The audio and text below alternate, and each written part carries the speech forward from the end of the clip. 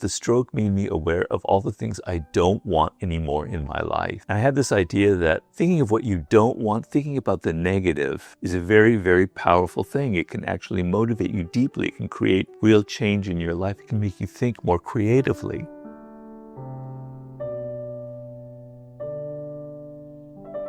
I want to talk a little bit about the book I'm working on, The Law of the Sublime, which, if the gods are willing, will be out next fall. And so what I wanted to talk about was a little bit of the origin of the book and what it means. And the reason for that is tomorrow is the anniversary of my stroke. And it's just another day. It's not like that particular day is something strange to me. But the feeling in the air, the feeling of this particular time of the year in mid-August kind of brings it back to me. And some of the sensations and the feelings and the moods that the stroke gave me sort of waft over me and bring me back to that experience. And so where I want to begin is I'm coming back from the hospital. I'd been in the hospital for about a week after my stroke, and I'm in the ambulance on my way back home. I have to be taken back in an ambulance because I can't walk. And when I was in the hospital, I was in this like strangely elated mood. I was joking with everyone. I felt different. I felt sort of good in this very strange way. I can't explain it. And so I'm sitting in the back of the ambulance. It's only like a 15-minute ride. And all these thoughts are coming to me, ideas for books. I had this idea for a book about what I call negative thinking. And for a minute in the ambulance, I thought maybe this is my next book. And the idea was the stroke made me aware of all the things I don't want anymore in my life, right? And I had this idea that thinking of what you don't want, thinking about the negative, is a very, very powerful thing. It can actually motivate you deeply. It can create real change in your life. It can make you think more creatively. And so I thought about that, but then what came back to me was this idea that I had had years ago for a book on the Sublime, right? And because it was the stroke itself and the experience that had created this idea of not wanting to go back to my old life. And the Sublime is kind of an experience like that. Once you experience the Sublime, it kind of changes you. And so I'm thinking in the ambulance about the book, and it's like ideas are triggered in my head.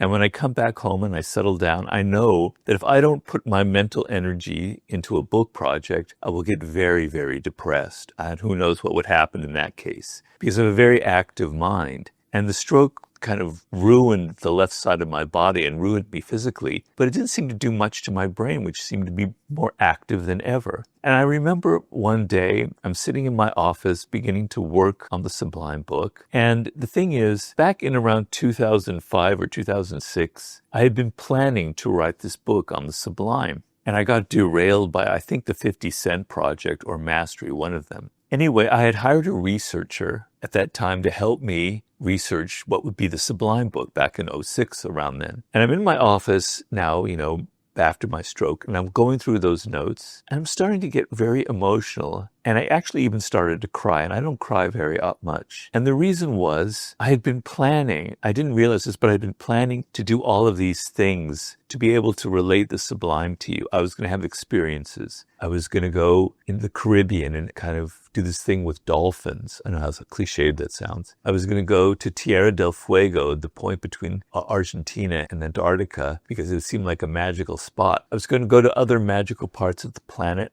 I was going to have encounters with animals, with other things, and I was going to have all of these sublime experiences, and I was going to put them in the book. And I'm sitting there going over the research, and I'm going, I can't even walk up outside my house. I can barely walk from room to room. I can't swim. I can't do anything. And it just made me very, very upset and very emotional. Like, this isn't the life I have now. And so I had to kind of calm myself down, and I continued working on the book because, as I said, if I didn't work on a project, I would get very, very depressed. So I'm still working on it. And then it strikes me that it's actually a strength. It's actually a better thing that this happened to me. The book will be that much better about, okay? And the reason I say that is, having done a lot of research on the subject, because there are a lot of books written on it, more than you might imagine. And these very theoretical books, very abstract, from like deconstructionists and people who write about aesthetics and philosophers. And they kind of were giving me a headache because they were so abstract. I had to think very deeply. It really wasn't connected to anything in my experience, right? It just was like thoughts, like little triggering electronic things going on in your brain, but nothing here in the gut, nothing real. I thought, this is very odd. The sublime is this insane experience that changes you. And these books are so intellectual that they have none of the feeling of the sublime. And so I want to be able to give that feeling to the reader. But most readers can't go to Tierra del Fuego, can't go to the Caribbean, can't go to the Gobi Desert, can't climb mountains, even though physically they could because it's very expensive and, et cetera. So I had this idea that I'm going to make this book different. I'm going to ground it in something very simple and very real. Okay? It's something that you can experience every single day of your life. You don't need hallucinogenic drugs, although I have nothing against that. That could be a component in the sublime. But you don't have to take the drugs. You don't have to travel anywhere. You don't have to climb a mountain. Why? Because you are surrounded literally by the sublime all around you. Being alive is sublime. Seeing birds is sublime. Seeing people walking around is sublime. Seeing the sky is sublime. And why am I thinking that?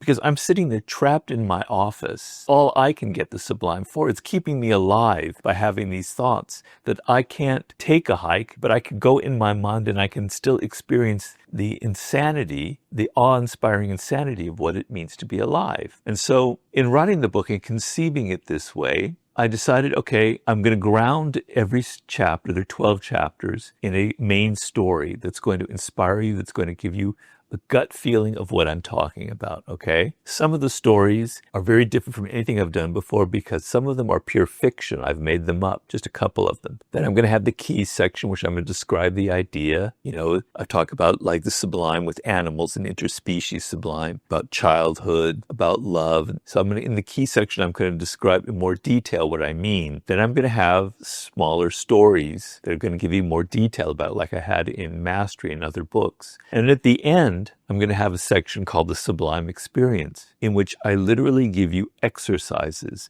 that you can use in your life to kind of bring this into your daily experience. Because what's the damn point of writing a book about the sublime if it doesn't inspire you to feel it, not to think it? Because the sublime is not really a thought. It's something, and this is what interested me when I first read about it some 29 years ago, was that the sublime is an experience you can't put into words. It kind of eludes language. It's so pre-verbal. It's just a feeling. It's an immense feeling, right? And so you can't really verbalize it. So it's not a thought. It's not an abstract thing. It's an experience. It's a sensation. I'm going to literally train you, teach you how in your daily life, even though you can walk and do things I can't, you can experience the sublime everyday moments of your life, walking to work, at home, talking to your spouse or your partner, being around animals, just looking out at everything.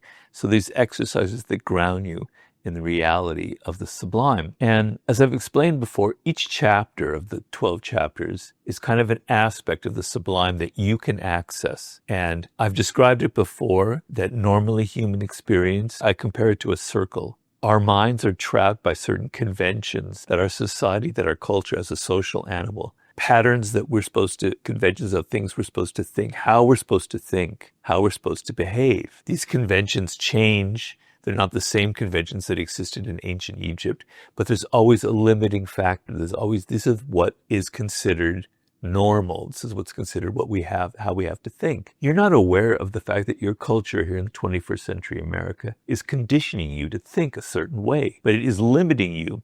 Nowadays, I have a chapter in the book in which I describe living in 18th century London. And the prevailing metaphor at the time was life is like theater, it's drama. We're all actors. We don't have that metaphor anymore. We don't think like that. We think of everything as a computer. The brain is software. We operate by algorithms. The human brain, we don't realize that that's a convention. That's not reality. That's just something we've now come upon. It's a trend in 21st century America. In 22nd century America, there'll be a different prevailing metaphor.